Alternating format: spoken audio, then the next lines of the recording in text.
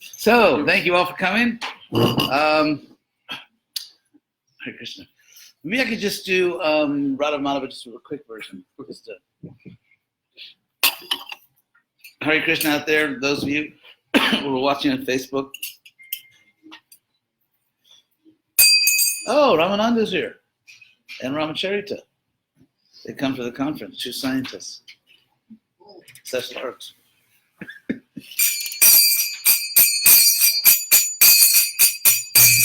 Jaya Radha Madhava Kunja Vihari Jaya Radha Madhava Kunja Vihari Gopi Jana Allava Girivaradhari Gopi Jana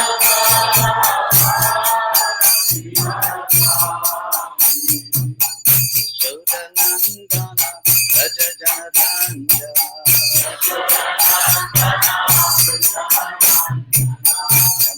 Yamunatira Vanachari Yamunatira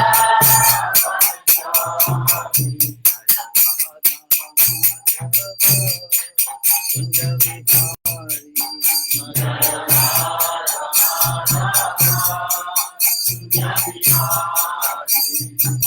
Gopi Jana Vallabha Girivaradhari Gopi Jana Vallabha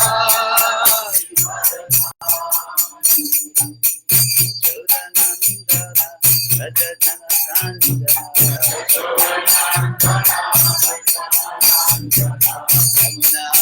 Yamunatira Vanachari Yamunatira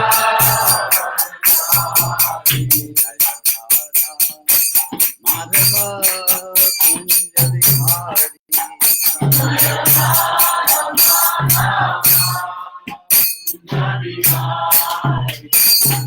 Srila Prabhupada ki jai.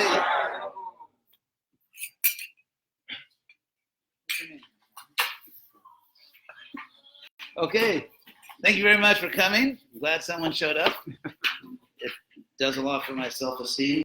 So, we're going to read the Bhagavatam now. Do we have that verse? Or I could get it on my screen here? Yes, it's on the screen behind you. Oh. You want a book?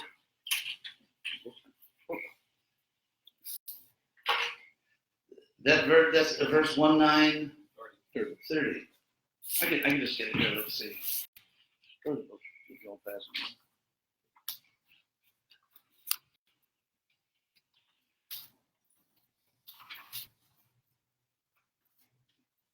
Actually, there it is. So let's chant together because I'm a little late, which I apologize for. Maybe I'll just chant this a few times with you and then we'll launch into the class. So, Tada. I'm going to explain the words before we chant, so maybe if you have some idea what we're chanting. Tada means then. Tada, then. Upasamhritya, withdrawing. Gita, his speech, withdrawing his speech. In other words, Bhishma was instructing, Hare Krishna. Bhishma was instructing everyone, the world, and then he withdrew his speech. He went silent. So, Sahasranir. Sahasra means thousands or thousands, and Nir means leading thousands. Vimukta. Sangam. So he was free of attachment. Sangha means attachment, so he was Vimukta Sangha, free of attachment.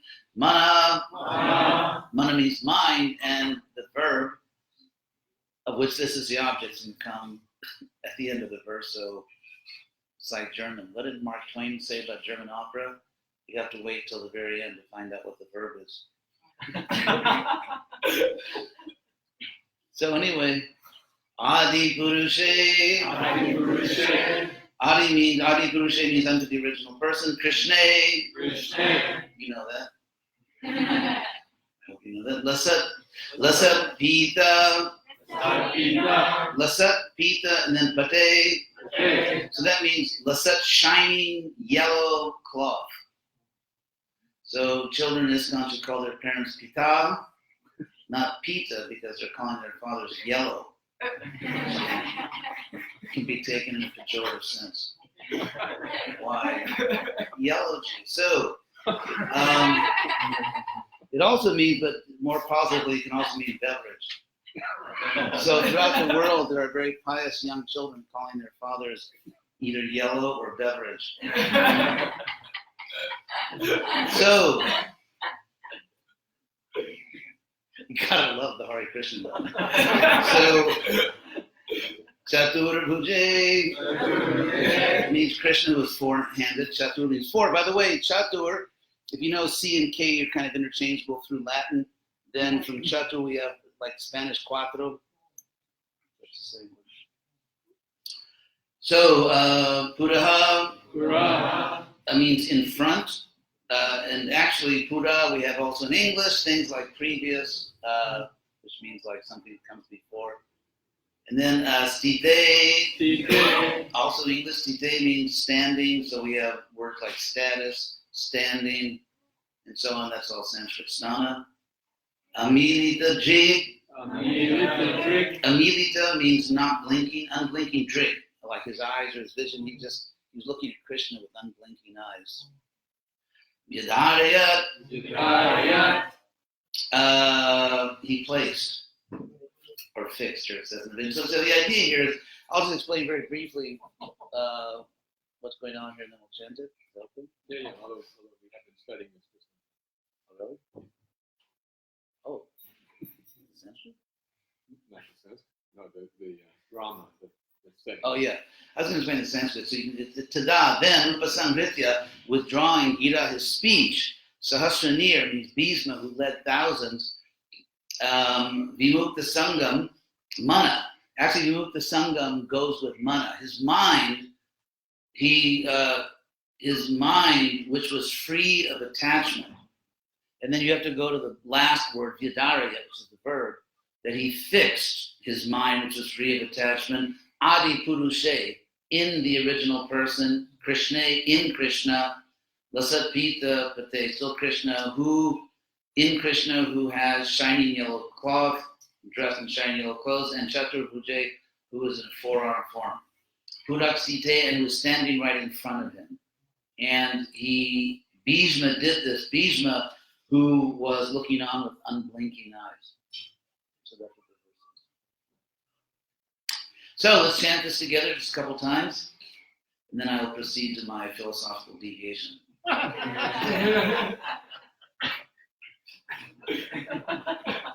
In which we wouldn't expect it was called contest seriously entangled. Okay. So Tadopa Sanghritya Girak Sahasranir Mukta Sangam Mana Adi Purushe Krishna Lasa Pita Pate Chatur Bhuje Rakstite Nilita Drigya Dharayat Tadopa Sangritya Virak Sahasranir Mukta Sangam Mana Adi Purushe Krishna Lasa Pita Pate Chatur Bhuje Rakstite Nilita Drigya Dharayat. Sorry, the translation. Thereupon that man who spoke on different subjects with thousands of meanings and who fought on thousands of battlefields. So just one little note here. Prabhupada is giving two different translations for Sahasra, which means thousands, and Nir, leading thousands. And so it can mean literally leading thousands as a military commander. It can also, from the verb ni, which means to lead in Sanskrit, you have words like naya or niti, which means actually like judicious policy. Like so, it's interesting that in Sanskrit the word for leadership also means doing things properly, doing things judiciously, in an intelligent way. So, so therefore, it can also be taken Sahasrani, one who sort of properly guided thousands. by speaking, sort of making up for some little bumps in the road there. As you know, Bhishma supported the Kurus. So Bhishma, who fought on thousands of battlefields and protected thousands of men, stopped speaking and being completely freed from all bondage, withdrew his mind from everything else and fixed his wide-open eyes upon the original personality of Godhead, Sri Krishna, who stood before him, four-handed, dressed in yellow garments that glittered and shined. So now Prabhupada's purport. In the momentous hour of leaving his material body, it is momentous. I mean, when we come to that point, it's we will consider it pretty momentous. Bhishma Dev set the glorious example concerning the important function of the human form of life, the subject matter which attracts the dying man becomes the beginning of his next life. And I should say a word on this because sometimes devotees think that, like, say someone lives a terrible life, that the variant says Krishna, suddenly they're liberated, or if you led a really nice Krishna conscious life at the very end, you say, oh, whatever.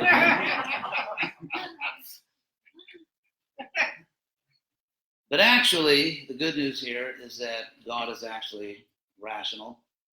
And in the Gita, where Krishna is talking about that, he says, Jajadapi smaran bhavam, tyajati ante kalevaram.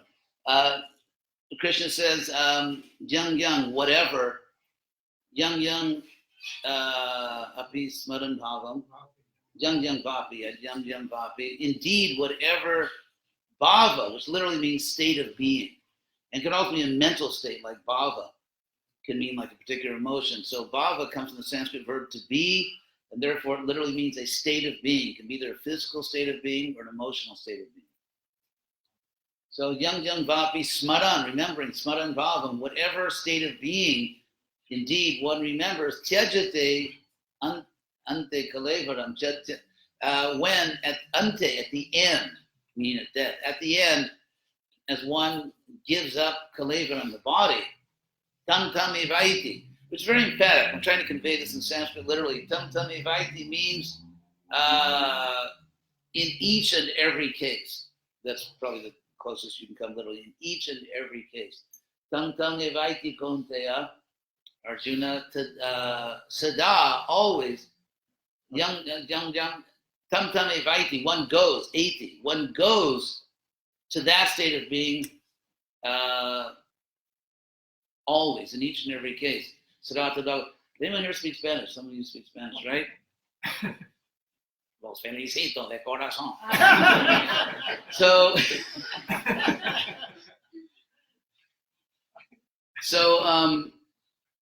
actually, you still have the Sanskrit word in Spanish. Evaiti actually means eva, and then eti, which comes from the verb e, which means to go, which we have in Spanish, ir, right? To go, the R in ir is just the infinitive marker. It just marks the word as the infinitive case. The actual verb is e, which is pure Sanskrit. So, tam evaiti konteya sada tad bhava bhavita. And this is the point I want to make. The reason one in each and every case will go to that state of being that one remembers, thank death, is because one was always cultivating that state. In other words, this is not talking about some freak good luck or bad luck at the end of life, which would really be a very irrational way to run a universe. Because people actually get what they deserve. It's not about luck or tricks, or some people have terrible lives, and at the end I'll just say Krishna, Krishna. Actually, I heard this joke. Here's this is an Indian joke that Can I move the microphone? We have Facebook is asking. Oh, farther away. Oh, anything for Facebook.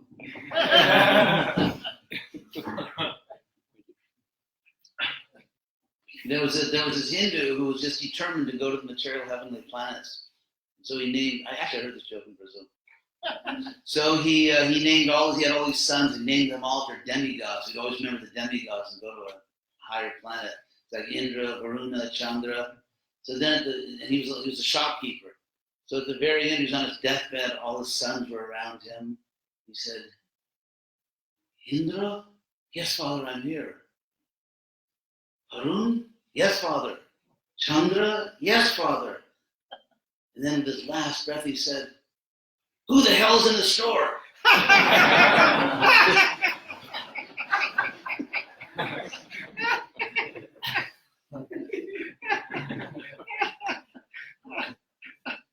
So anyway,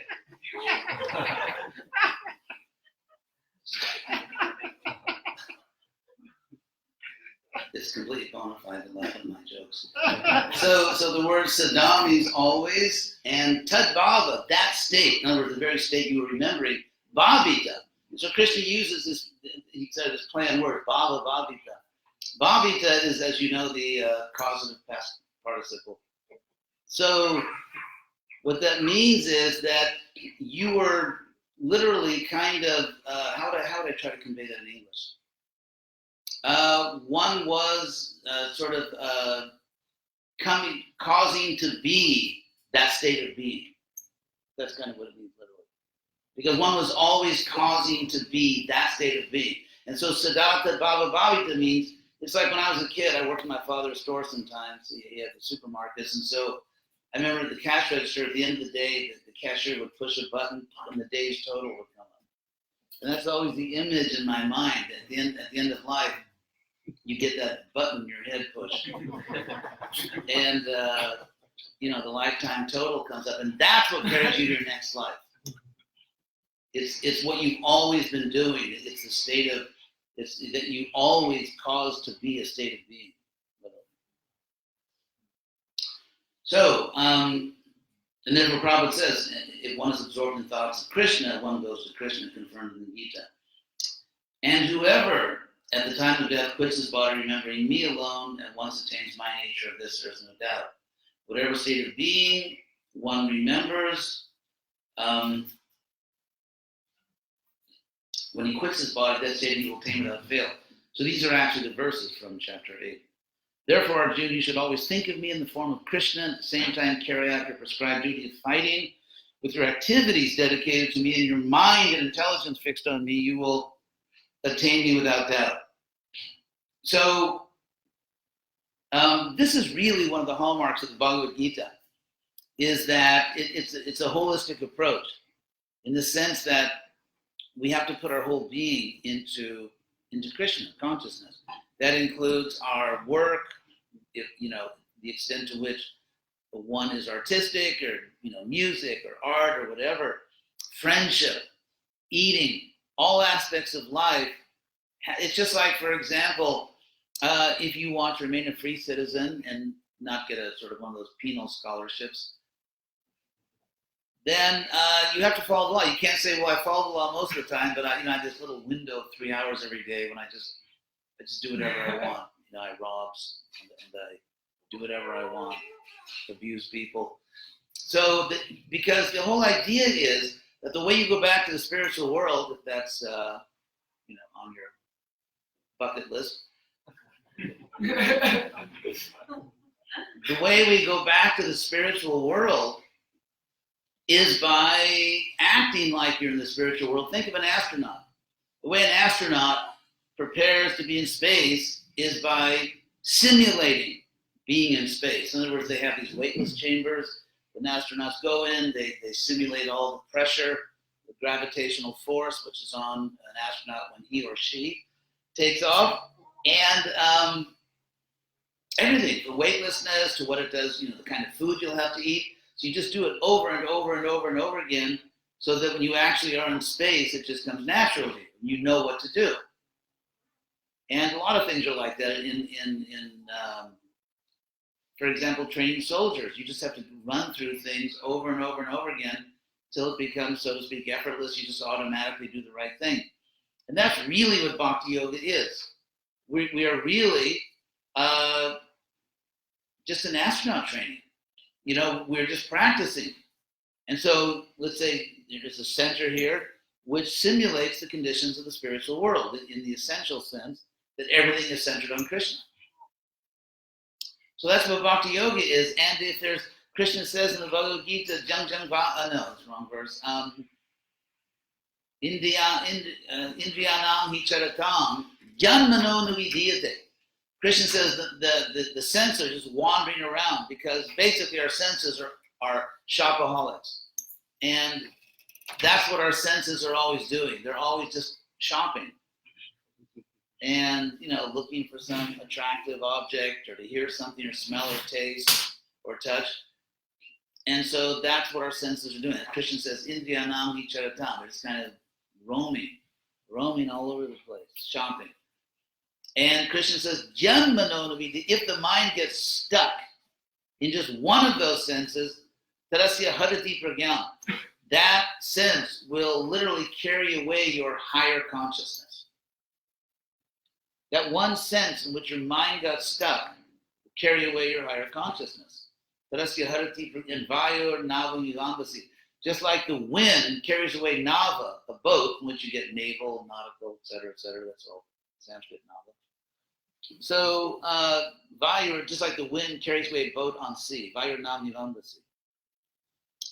So that's why in Bhakti Yoga, it's just like anyone here understand anything about American football? Honk if you're into the NFL. Don't mind watching people engage in brain damaging their brains. Anyway, so they have a line, football line. If there's just one weak place in the line, a good runner will just go through the line. And so Maya will like that football now. So Maya, if any one of our senses gets stuck in some material object, like you look at something you shouldn't be looking at, and you look too long at it, and the next thing you know, your mind is going where it shouldn't go. Or, touching or tasting things, or that's a big one. I mean, in the Krishna conscious movement, we may not know exactly how to save the world or love Krishna, but we definitely know how to eat. And so,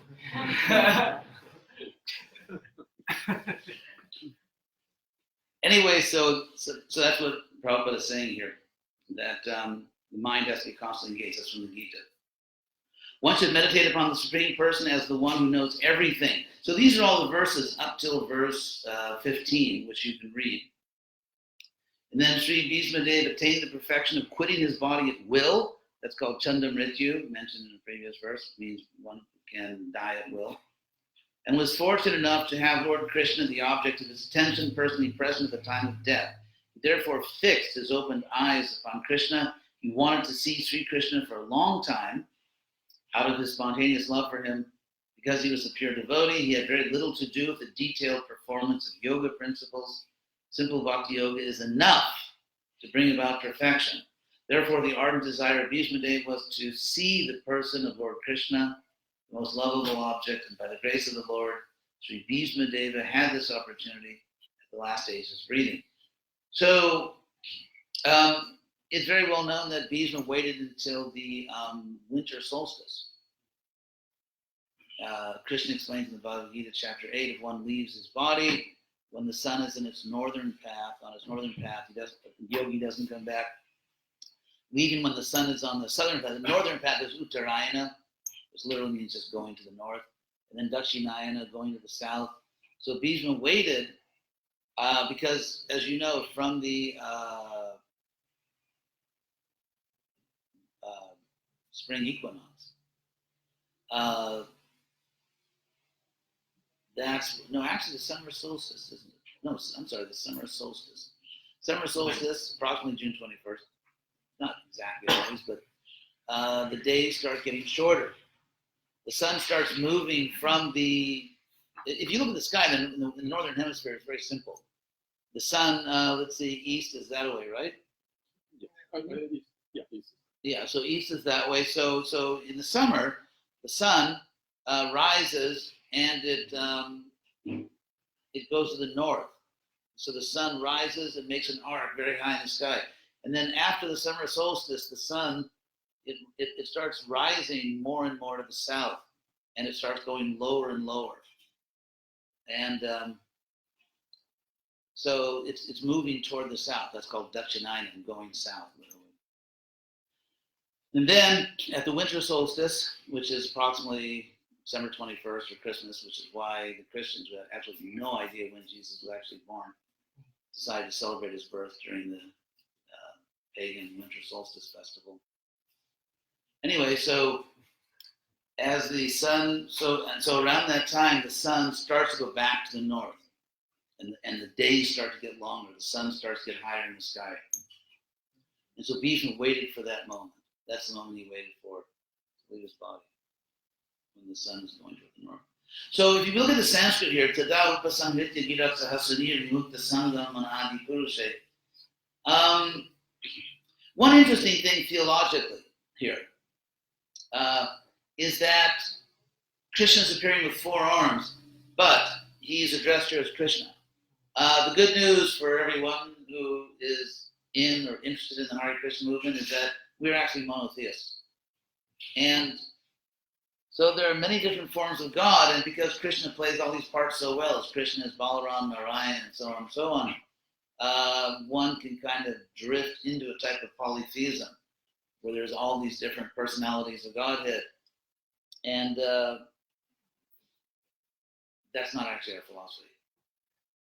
There's actually one God, which is stated everywhere in the Vedas, and Krishna in the Bhagavad Gita explains that. So Narayan, it's just Krishna in a different form. It's just Krishna in a different form.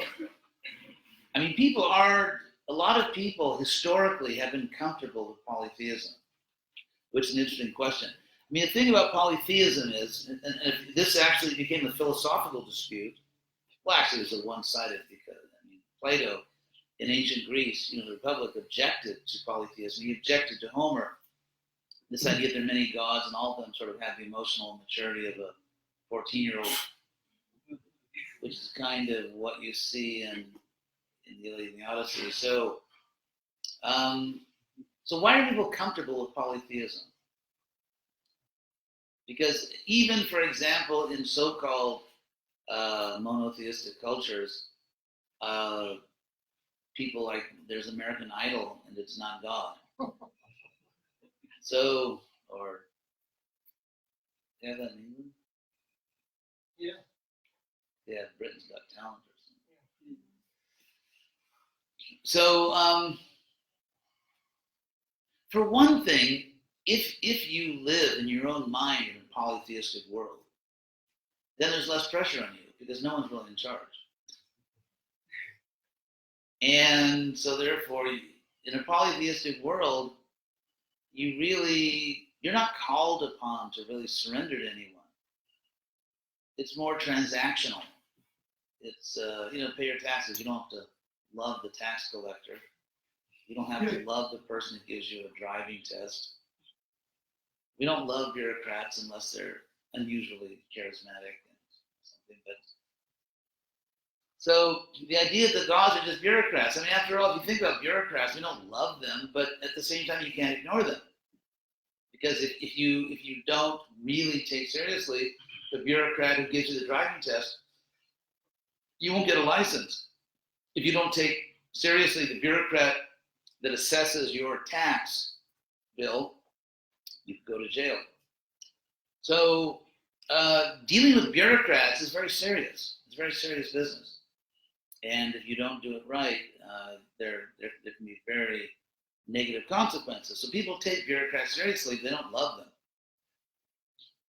And so the nice thing about polytheism is it allows you to be still more or less the center of your own life, and without really having to make God the center of your life. And even if you look at the Rig Veda, for example, where the most worshipped god in the Rig Veda is Indra, although, as scholars have pointed out, the only transcendent god really in the Rig Veda is Vishnu. And that's why, if you know basically the chronology of Vedic literature, there's the 4 Vedic Samhitas, Rig, Sama, Yajur, and Atharva, the Voodoo Veda. Hare Krishna. We'll just stare at you for a few minutes and then. Hare Krishna, just kidding. So, so if you look at these 4 Vedas, it's not that you just go to a public library in ancient India and check out a Veda. or go to a bookstore. It wasn't like that. The Vedas were actually under the care of communities. Brahminical. You find this in the Bhagavatam. You find this in the Bhagavatam where Vyasdev, in the first canto, gave each of the four Vedas to a sage that represented a community. So there were Brahminical communities who were in charge, who, in a sense, owned each Veda. In a sense, they were the caretakers of the Veda. It was under their charge. And they, of course, would memorize it. They would explain it. And so the next level, chronologically, of ancient Vedic literature is called the Brahman literature. Because each school, all these different schools that managed and protected and the four Vedas, they wrote commentaries. They explained what these Vedas were about. And so these commentaries are called the Brahman literature. And so there were two commentaries written on the Rig Veda, or about the Rig Veda, from within the school. These are the people who received the Rig Veda from Vyasdev. And so the oldest of these two is called the Aitareya Brahmana, named after the sage Atri. And the very first line, the very first sentence of the first ancient commentary on the oldest Veda, the first line says, of all the gods, Vishnu is the highest. And so if you're a bean counter, which is not a lucrative vocation, but if you are, then you can say, well, it's more hinted to Indra, but actually it's only Vishnu who's worshipped, as in the famous Rig Veda verse, Tad Vishnu Paramang Padam Sada Pashanti Surya. The godly people are always looking toward that Paramang Padam, which can mean the supreme abode or supreme place of Vishnu. So, maybe you can come a little closer. There's a seat over there. Please sit by Paul.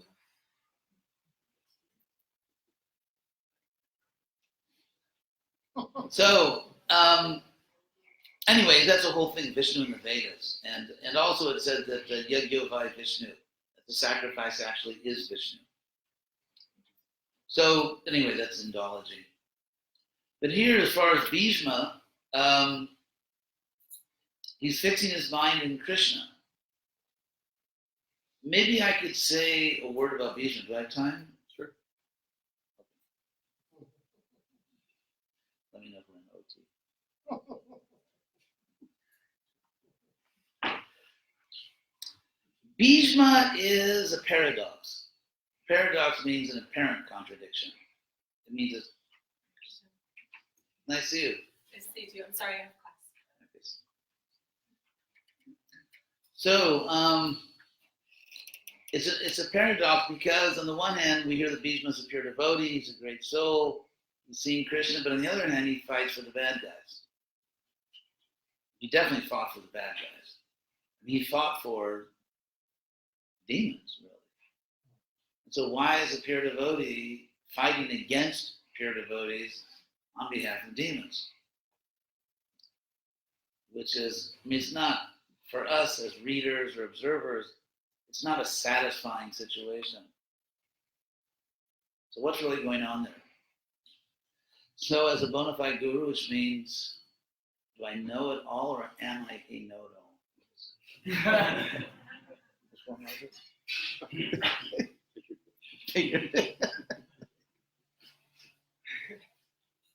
Anyway, my understanding of that is that Bhishma, you could say it's for Krishna's pastime, or it really happened, whatever you want to say, actually evolved morally throughout his life. And so, in two of the main schools of ethics or moral philosophy are act-based or deontological ethics and consequentialism. I have a real philosopher here in the room, so I have to be very careful. I could get busted here.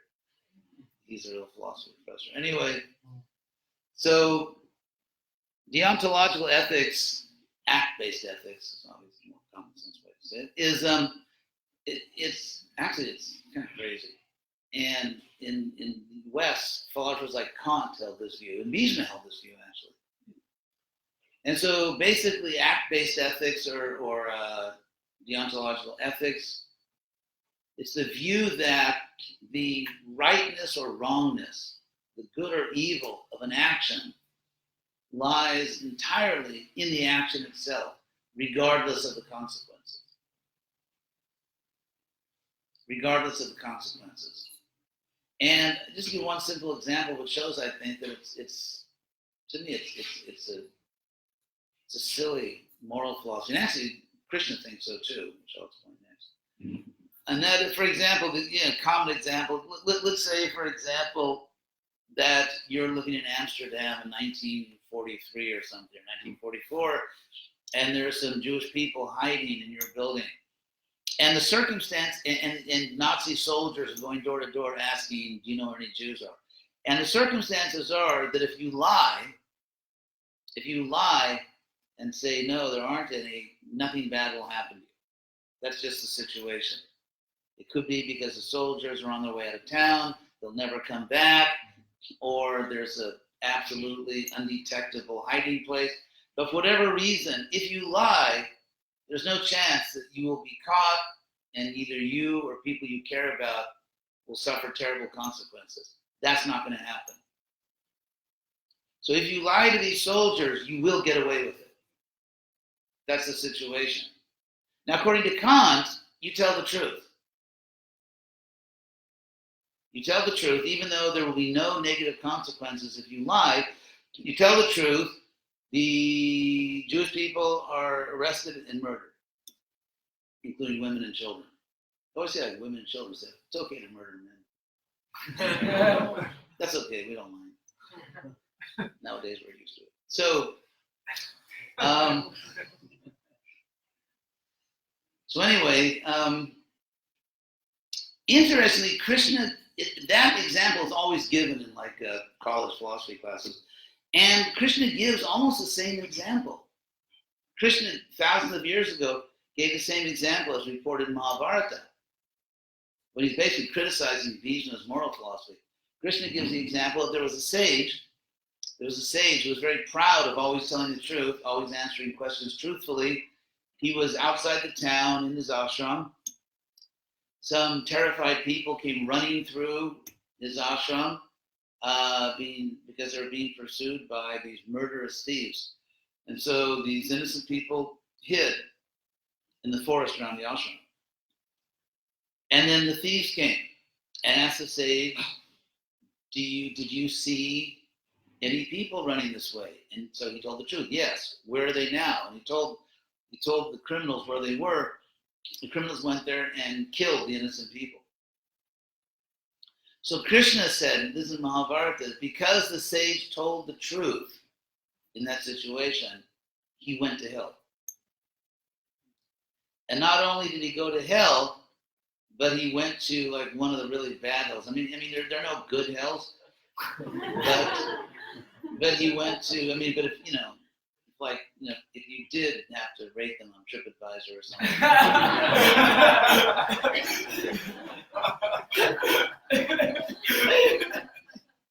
he was sent to a very sort of like a 1-star hell. So anyway.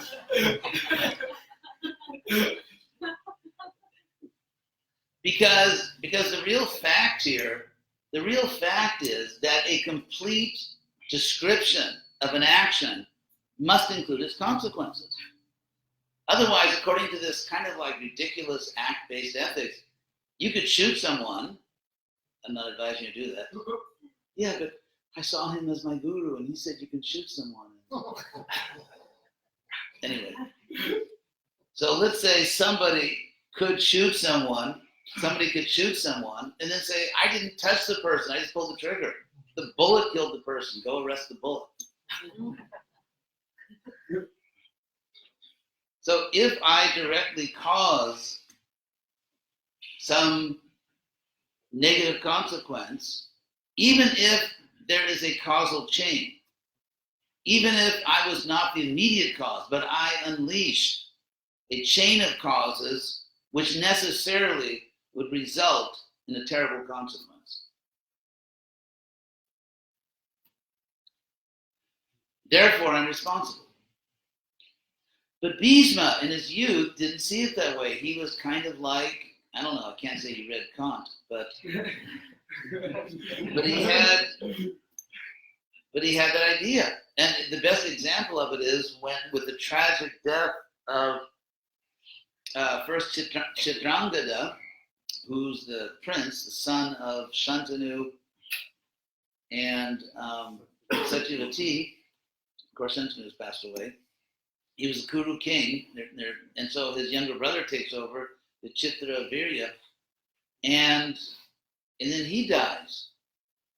Sort of died for love. I mean, he got married to these two really beautiful princesses, and he kind of extended his honeymoon a little too long, and died of consumption. Anyway, so suddenly there was this crisis in the Kuru dynasty. There was no heir to the throne, and really no possibility of getting one. And so it was a real crisis, and there was a lot at stake. It wasn't just sort of family pride. We want to keep the dynasty going. There was that. But also, world peace depended on sort of you could call it the Pax Corova, you know, the Pax Romana, the Roman peace, like when under Augustine and some of the successors, when you had this powerful central government, basically there was peace all around the world. Although in Hollywood, empires are always evil, and people that fight against empires are always good. But actually, if you look at the ancient world, let's say toward the end of the century before Jesus, you had all these civil wars in Rome. I mean, there's all these historical reasons why Rome descended into civil wars, and it was, and when that happened, when a country is sort of like absorbed in its own power struggles, that means the provinces aren't really getting the attention they deserve. It's just all kinds of bad things happen. Crime goes up, people usurp thrones. The world becomes a very nasty, violent, dangerous place. So all this was going on, and finally the culmination, which really unleashed the mother of all Roman civil wars, was of course the assassination of Caesar. And without going into all the details, finally, his adopted son, Augustus Caesar, as he named himself, became the emperor. And then there was a period which was called the Pax, which means peace, paz in Spanish, the Pax Romana, the Roman peace. And at that time, the world was safe again. I mean, you could travel for thousands of miles, so many countries, and there was law and order, there was peace. And the vending machines were full of soft drinks, so coins didn't get stuck in vending machines. So there were. Anyway, so that was called the Roman peace. And so what I'm saying is, with the Kurus, it was kind of like just like there was a Pax Romana, there was a Pax Corova. There was a Kuru peace where the world was actually protected. In fact, in the Mahabharata explains that when actually at this time, the time we're talking about right now, that all kinds of bad things started happening when there was no king of the Kurus. There were certain tyrants that started bullying and invading other countries, and legitimate rulers were taken out of office. So it was a very dangerous, bad time. And so in that situation, is there water? Oh.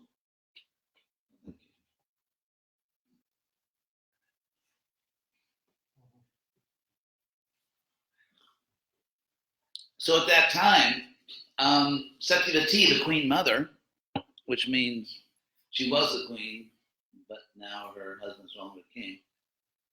So the queen mother, Satyavati, went to Bhisma and begged him to marry the widows of Vichitravirya and beget sons to restore order, so that there would be a legitimate Kuru king and world peace could be restored. And so at that point, Bhisma gives this really, dramatic speech, which the kind of speech would come from a younger person, in the sense that essentially he says, I don't care if the whole world blows up. I don't care if the universe blows up. I won't break my vow. Then I vowed to be celibate, and I vowed I wouldn't marry, and basically, I don't care about the consequences. there are no consequences so bad that I will change my vow.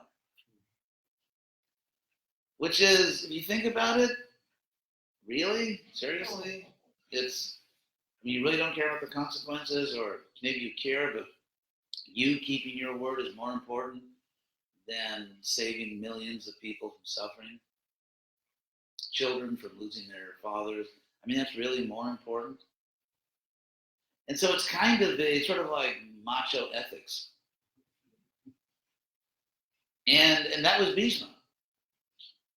And that was Bhishma. And you find another example of this deontological ethics when Draupadi was being insulted in the gambling hall.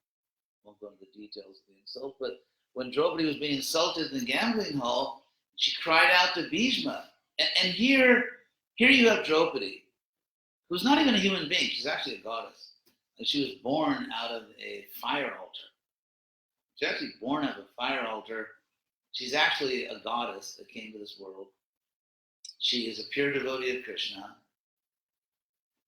She's married to Krishna with other pure devotees, the Pandavas. I mean, quite a resume. And she's in this gambling hall being abused, sexual abuse. There was no #MeToo movement then. So here she is being abused in the gambling hall. I mean, violated in a disgusting way. She's being abused.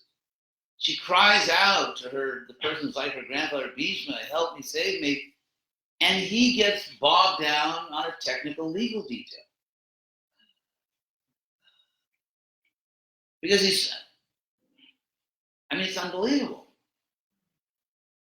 It's unbelievable. Here she is, a pure devotee, a goddess, being insulted and offended and threatened in the most disgusting way, and he's trying to figure out a technical legal detail.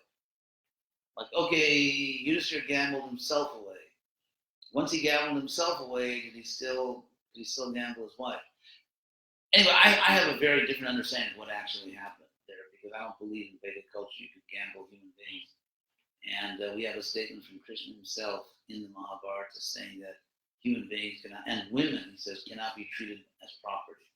That's Krishna speaking in the Mahabharata. So the idea that human beings can be gambled, I don't believe that actually is Vedic culture. And if it was, who in the world would want Vedic culture? And who in the world would want a culture where you can gamble people? And so, yes, as far as what I think actually happened, Well, firstly, okay.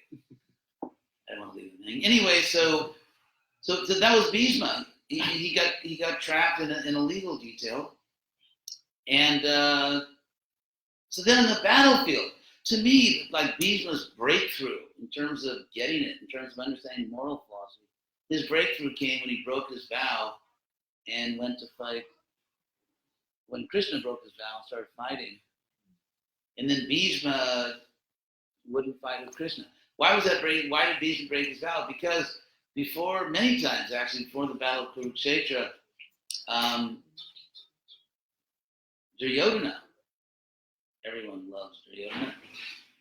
Duryodhana came to Bhishma and said, I know you really like the Pandavas, you're very fond of them, they're like your pet grandsons, so you're not going to do anything really crazy in the battle, are you? And be nice to them.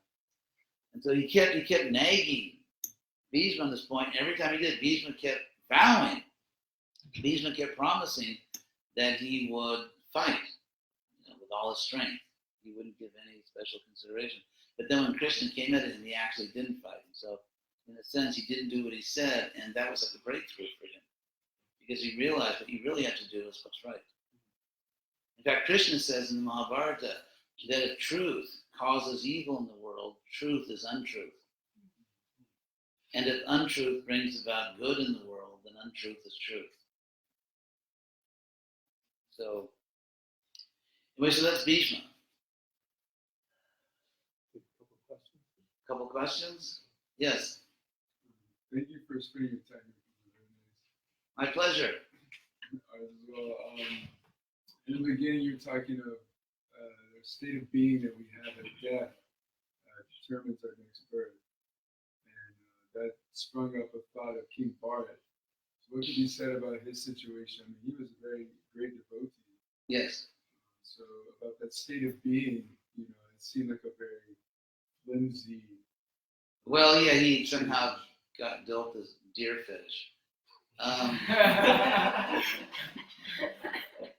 Okay, I understand what you're saying. Well, couple of things I could say. Number one, he lived in a much more high stakes yuga, in the sense that if you're like a high wire artist, they don't have any more trapeze.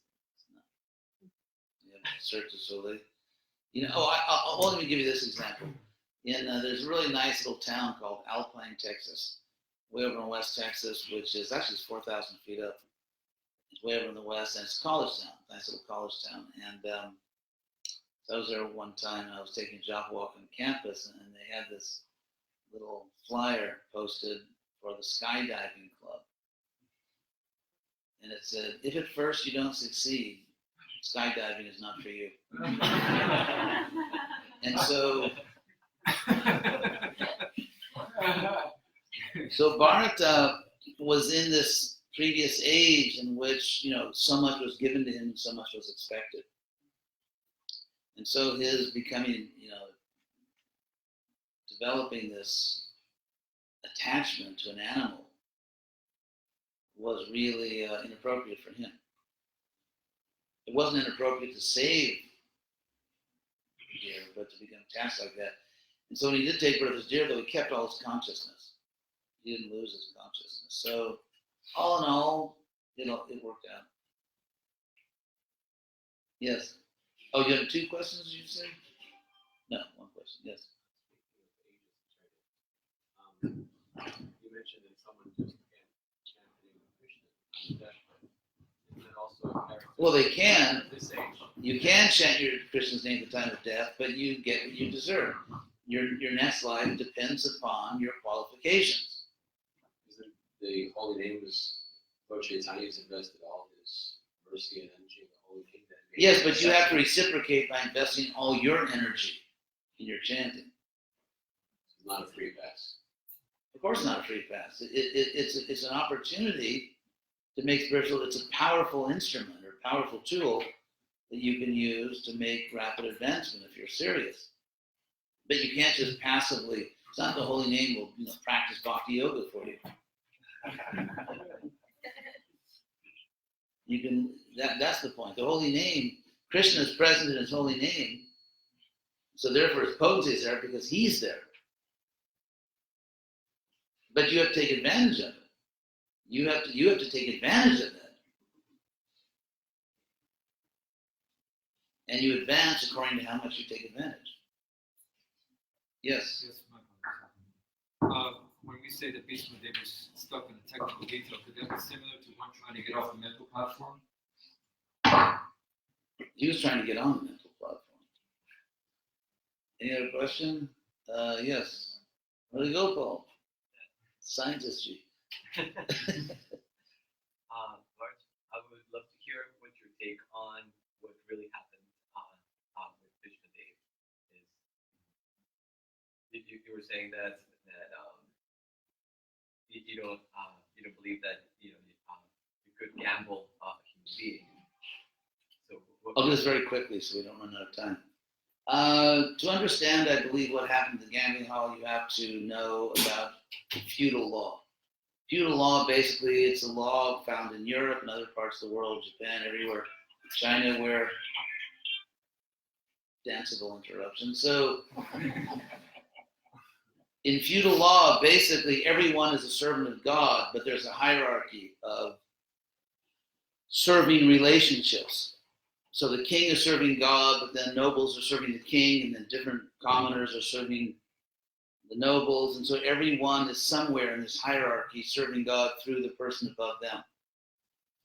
And so in this type of feudal order, often an obligation you have to serve your liege, master, whatever, whether it's the noble that owns your land, whatever, that obligation is, in a sense, a negotiable financial instrument. They're not financial, but it's, for example, if I owe you money, if I owe you $100, and legally, you have legal proof that I owe you $100, you can sell that debt to someone else.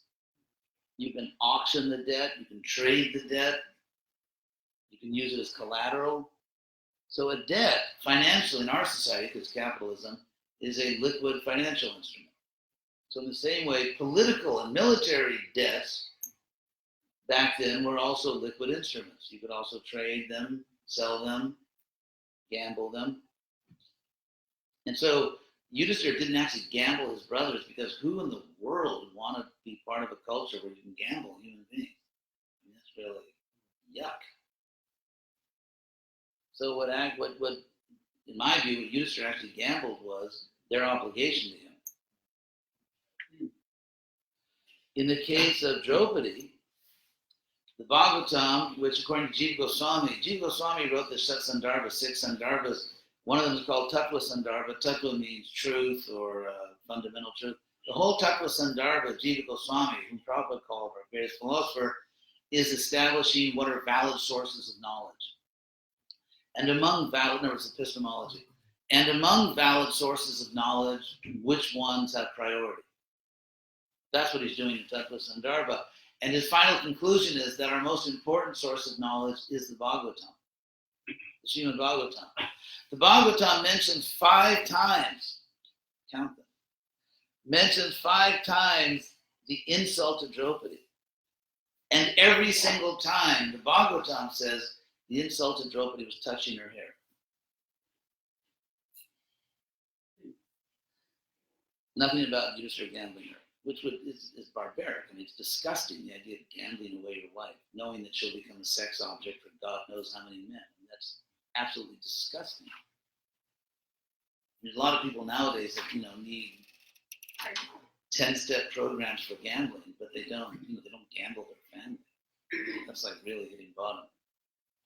So anyway, the Bhagavatam says that 5 times. Why is that such a big deal, touching your hair?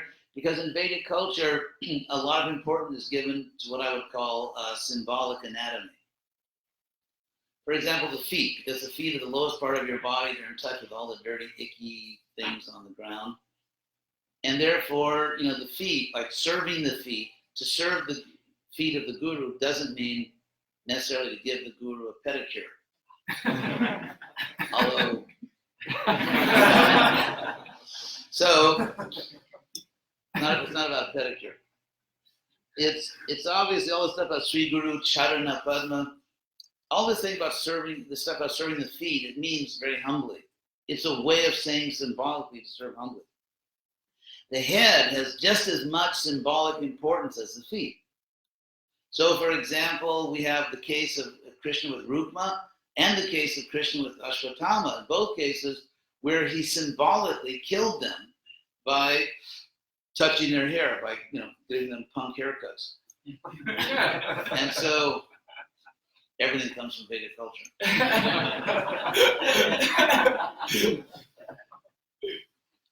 So with Rukma, Krishna wanted to kill him. Balaram said, "Come on, he's your new brother-in-law. Give him a break." Of course, Balaram himself, when Rukma insulted Balaram, just picked up a club and bashed his brains in. So, bit of a double standard there, but.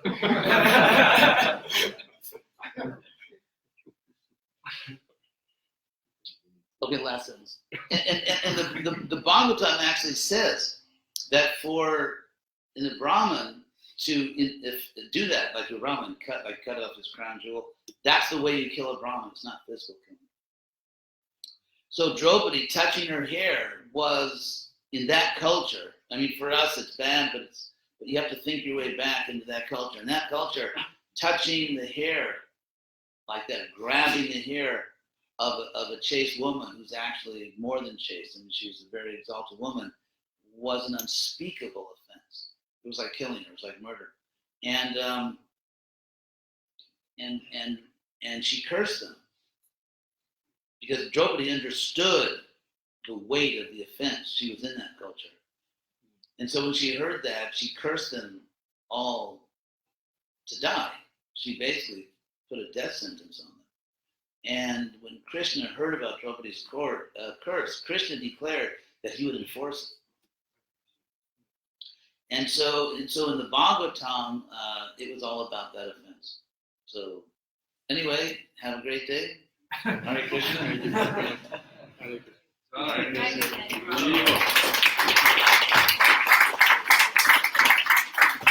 All right, thank you very much for coming. My pleasure. Did we get in trouble? No, we'll talk about it later. I want to invite everyone for some Ekadasi breakfast at none Hare that's Krishna. kind of prepared for everyone. We're going to serve it on the side. Kalakanta, show everybody on Facebook. Hare Krishna. This is the temple president in Gainesville, Kalakanta. Yeah, they're not invited to breakfast. Everyone else, so we serve on the side. It's rather chilly outside.